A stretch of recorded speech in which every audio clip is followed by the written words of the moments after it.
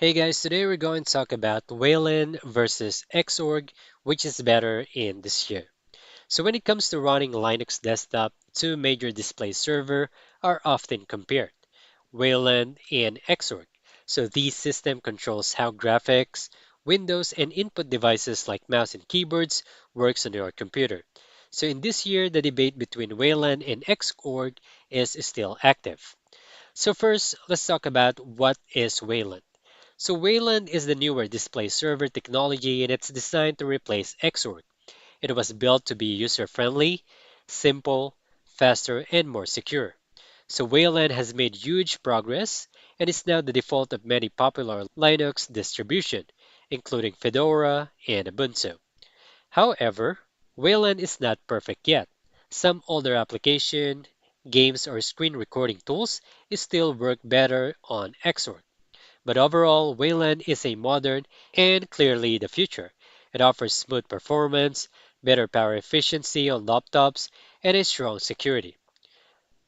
Now, Xorg, on the other hand, also called X11, is the older display server that has been powering Linux desktop for decades.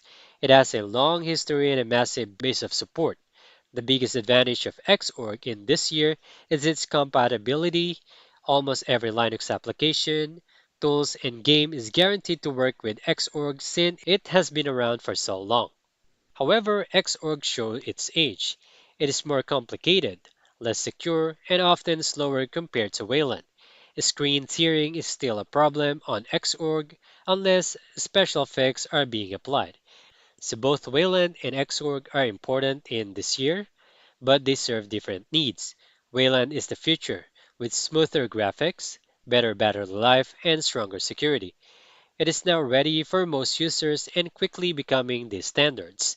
Xorg, on the other hand, is a reliable for compatibility and still useful for people running older apps or unusual setups. So if you want a modern performance and security, Wayland is the best choice. But if you need the widest capability, Xorg may still be the best choice in this year.